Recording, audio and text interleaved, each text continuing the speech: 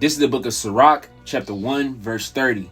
It says, "Exalt not thyself, lest thou fall, and bring dishonor upon thy soul. And so the Most High discover thy secrets, and cast thee down in the midst of the congregation, because thou camest not in truth to the fear of the Most High, but thy heart is full of deceit."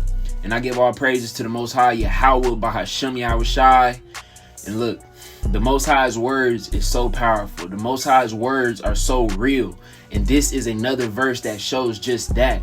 You know, especially in the book of the Apocrypha, a lot of people like to disclaim it. They like to say that the Most High's word isn't in there, that it was written by man. But what do you see when you read that verse? This reminds me of a specific incident that happened in the nation of Israel maybe a couple months ago.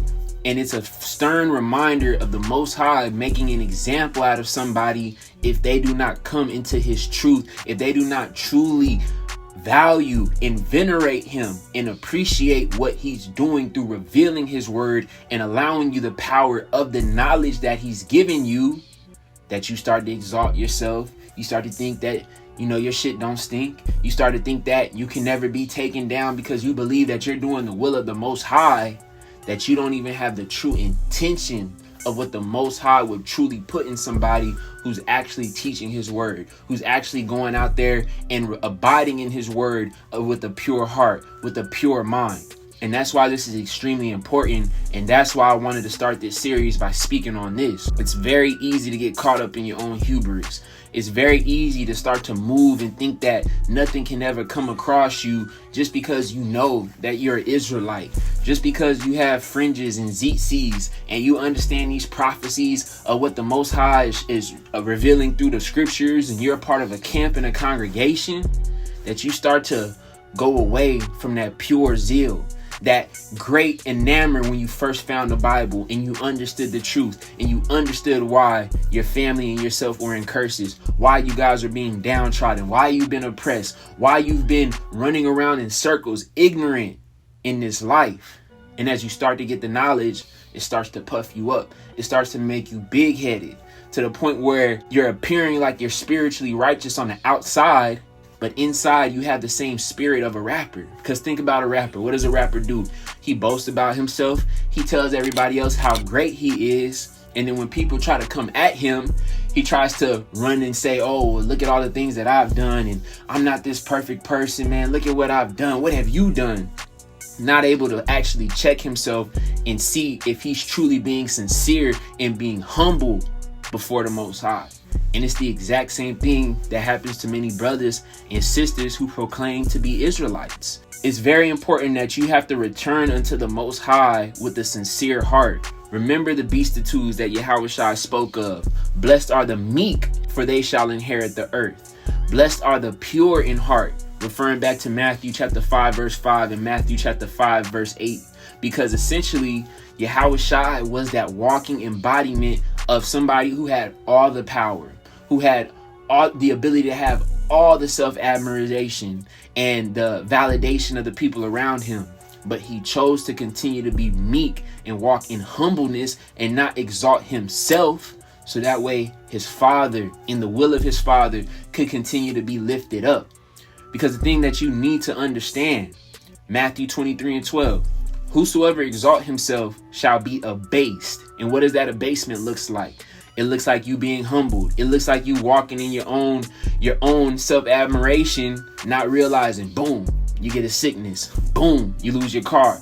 Boom, you're out and about, and all of your secrets are in the main stage of the internet because you refuse to humble down. You try to hide who you really were. You try to come into this thing trying to be Hebrew Hollywood, trying to get all these sponsors, trying to show everybody, look at me, I can go on the streets, I can preach, I can teach, I can bring all these precepts off the back like it's the back of my hand. Look at my congregation, look at my camp. Who's messing with us? Who's fucking with us? Not realizing that everything that you're putting your hand on goes back to you. Because anybody can say that they love the Most High, that they truly care about the Most High through their words, but does it really match up with your deeds? It's very important for you to return unto the Most High with a sincere heart And what does a sincere heart look like? It means being meek.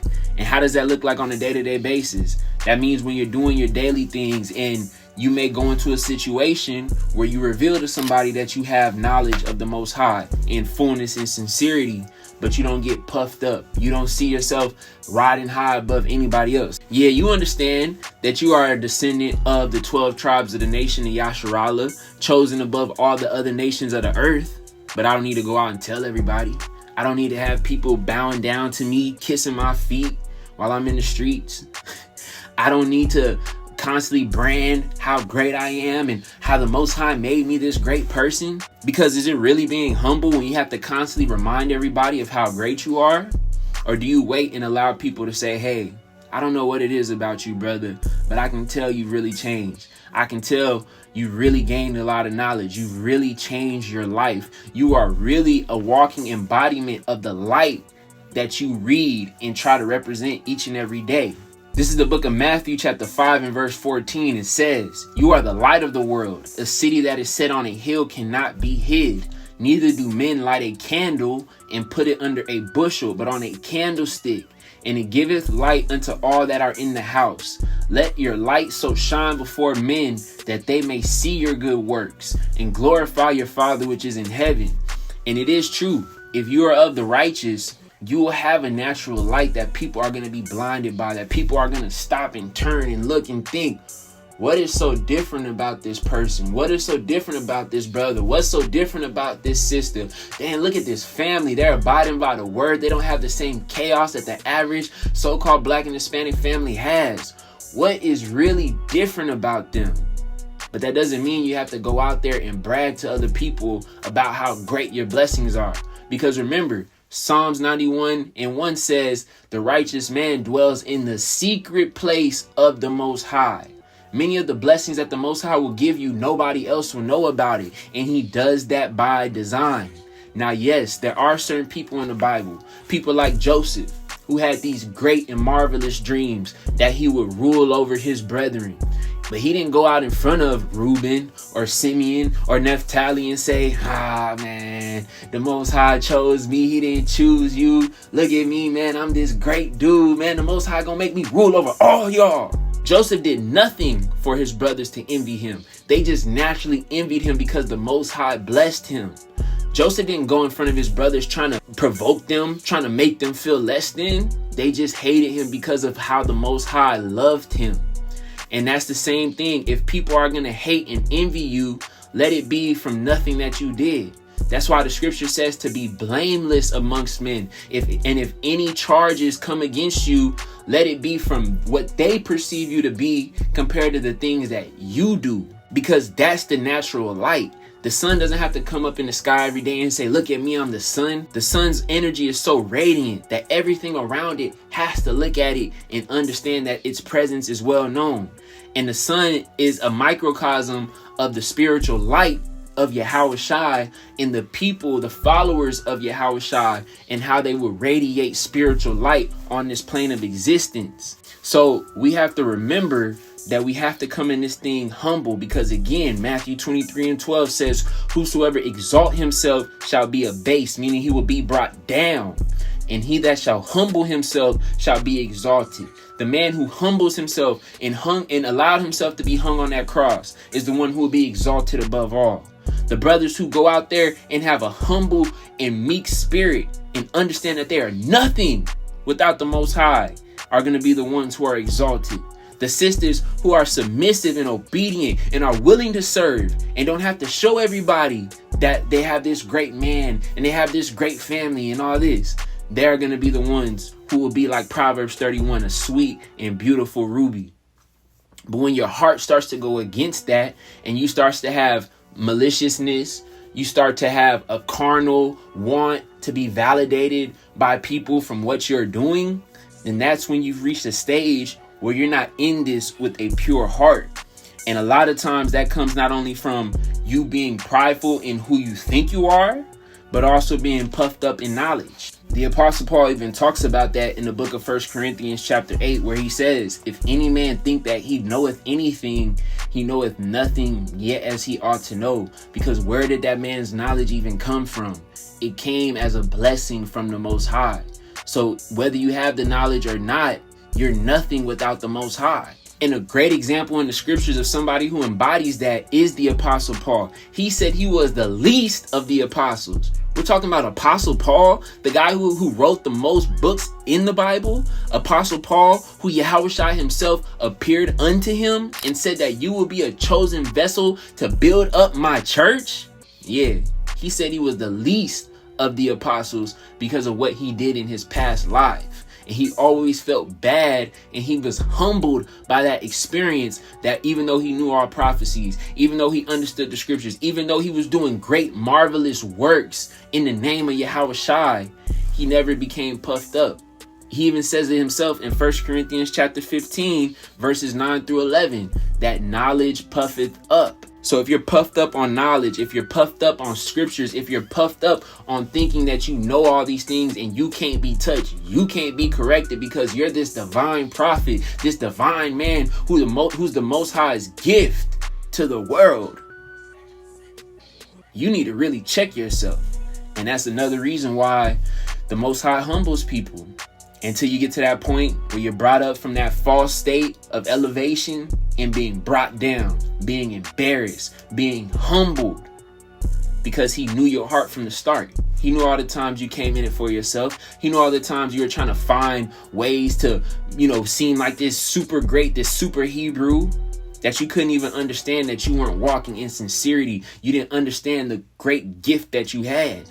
And he had to humble you harshly for you to be able to learn your lesson. Damn near cutting you off from your own people because you forgot this scripture. In the book of John chapter 4 verse 22, where it says, you worship you know not what. We know what we worship, for salvation is of the Jews. But the hour cometh, and now is, when the true worshipers shall worship the Father in spirit and in truth. For the Father seeketh such to worship him. So not only is it about worshiping the Father in truth and complete understanding, but also worshiping him in spirit, having the right spirit. And the Holy Spirit is always going to make a man humble. It's always going to make a woman humble. So if you notice yourself on this walk being branded up, being puffed up, and doing things for the validation of men compared to the validation of the Most High, then you need to really evaluate yourself, because you're being blinded by your own hubris. And for those of y'all who don't know what hubris means, it means that you're being overconfident. You have an inflated sense of pride in yourself, and it's mixing in with arrogance. And that's something that the Most High hates. You should only be extremely confident and prideful for what the Most High has done for you, not in yourself, because again, our righteousness is as but filthy rags before the Most High. So if you brothers get a blessing, if you brothers get a great woman, thank the Most High in secret. Pray to the Most High in secret and say, I appreciate everything that you've done for me. And if people come around and they see her and be like, yeah, the Most High really blessed me, but always return it back to the Father, because this existence that we have is all his will. Whether you get a great job and a great position, always remember the Most High could have had things ended up in a completely different way. So thank him for giving you a great opportunity, being around a great environment, living in a great area, because there's so many people who don't have the same, and the Most High is giving you favor. So thank him for the favor, compared to thinking, man, I'm that dude, I'm that nigga, I'm that bitch, everything is going my way because I'm this perfect person. Not realizing that you can never be perfect without the full glory of the Most High working on your side. And understand this, subconsciously people understand that the Most High does favor us, whether it be our gifts, whether it be the way that we age gracefully. But understand, he didn't do this because of anything we did. He did it because he chose us, because that's what his will was. Going back to the book of Deuteronomy 7:6, it says, for thou art a holy people unto the Most High thy God. Yahweh hath chosen thee to be a special people unto himself above all people that are upon the face of the earth.